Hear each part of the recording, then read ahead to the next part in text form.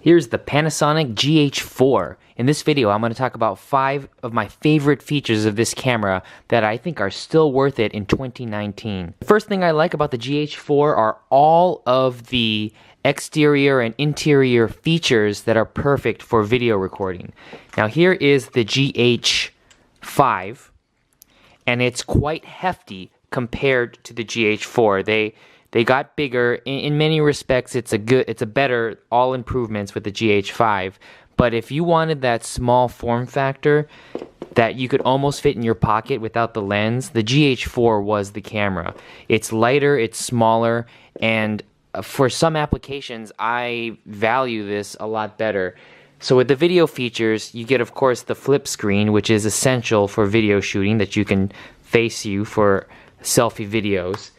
Then you have, it's also a touch screen, so you can touch to focus, and then you can touch swiping through all of the menu systems. You have a 3.5mm microphone jack, a headphone jack, and the lens mount, like all other Panasonic cameras, is very versatile. The Micro Four Thirds lens mount, very versatile. I could put on almost any type of lens, especially my Canon glass that I put on with the excellent Metabones adapter, speed booster. The second thing I like about this camera is the battery life. With the same exact battery that goes into the GH5, I can get about 2 hours and 30 minutes of 4K recording, and the battery life on the GH5, because it's a bigger processor and it sucks up a lot more juice, I get maybe an hour and 15 minutes off of this, maybe an hour depending on the settings I'm using.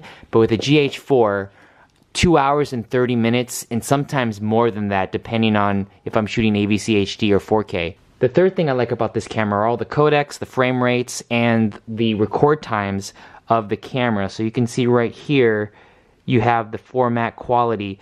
You have AVC HD, MP4, MP4 LPCM, which is a higher quality audio, and MOV. And then when you have any of these codecs, you can go into your frame rates. And the frame rates, you have a lot of options.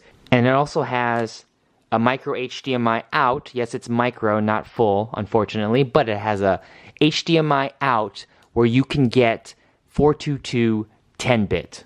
The fourth thing I like about this camera are the photo styles. But then you also have the Cine-Like D, which is a picture profile I always like to use, and then the Cine-Like V. You can get the Vlog L upgrade. So this is one of the few cameras that you can upgrade with, I think it's $100, and you can get Vlog L.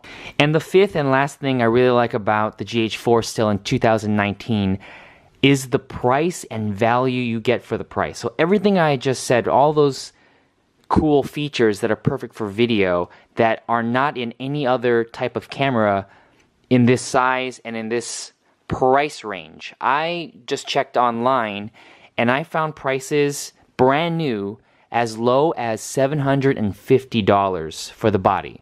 So for $750 brand new, you can get the GH4 still in 2019. Used, there's probably a ton of these used. You can get maybe as low as $500, maybe. I'm assuming $500. And you know, with the GH4, I'll add a sixth thing that I really like about the GH4 is it intercuts very well with my GH5. And I have a GH5S. And when I'm shooting multicam, the GH4 serves as a great B-roll or C camera that I can intercut with the GH5. I'll have to tweak the settings a little bit. Sometimes I'll shoot on Cine D picture profile, and then that matches pretty well. Or if I end up upgrading this to Vlog L and use an external recorder, I can get pretty similar quality to the GH5. It's not comparable with how good the GH5 can shoot, but for $750, GH4 really matches well when I want to add more cameras to a multicam shoot. And there is an unlimited record time with this camera.